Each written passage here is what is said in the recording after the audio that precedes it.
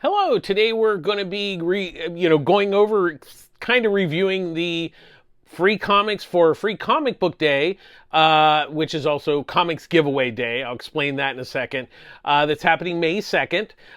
So my local comic shop, Pulp Fiction Comics, Long Beach, California, the owner Ryan Skinner has graciously lent me most all of the titles to go through, read, and kind of give you a heads up on what's coming out and kind of what you should be looking for. So now there are 4 titles that he didn't get. There's Mr. Magic, The Whole Wide World of Mabel Mulligan, Disney's manga Stitch, and AWA sneak previews. These were all preview books, so there was no new material on those. So they were just sampler books.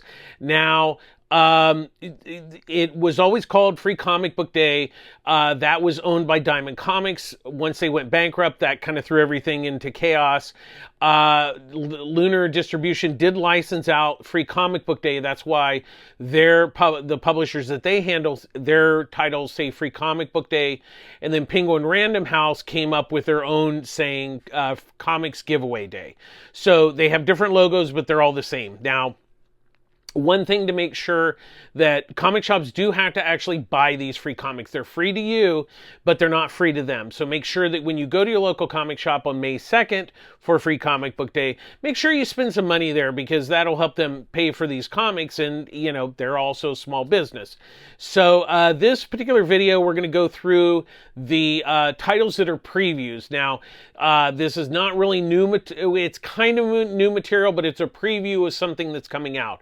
So we have Blue Lock, this is the full color selection version. We have School Bus Graveyard, that's from Webtoons. Then we have The Last Kids on Earth. Then we have Webtoons Unscrolled. This is a sampler of 3 different Webtoon comics. Then there is The British Are Coming. This kind of reminded me of the old Classics Illustrated. Then we have from DC, we have Aquamanatee and a couple other samples in there. Then we have DC's Next Level, which has previews of the recent Next Level books that have come out from DC. And then the final one is Keen Spot Spotlight, which is really known for Mark Spears' Monsters. So these are, like I said, they're all preview titles. Blue Lock is interesting. I've seen the anime. It's about soccer. It's if you're looking for some manga, or a manga, I should say. It was pretty good. Like I said, these are previews, so these are just kind of samples. School Bus Graveyard, I was really disappointed. I felt the story was really kind of and the art was not particularly good. Now, once again, when you're reading this stuff on Webtoons for kind of free, I guess it's popular. I just found that it wasn't, particularly super compelling. Now, The Last Kids on Earth, I really did enjoy. I've never read this. This is a young adult kids graphic novel series. I really did like this and really like the art.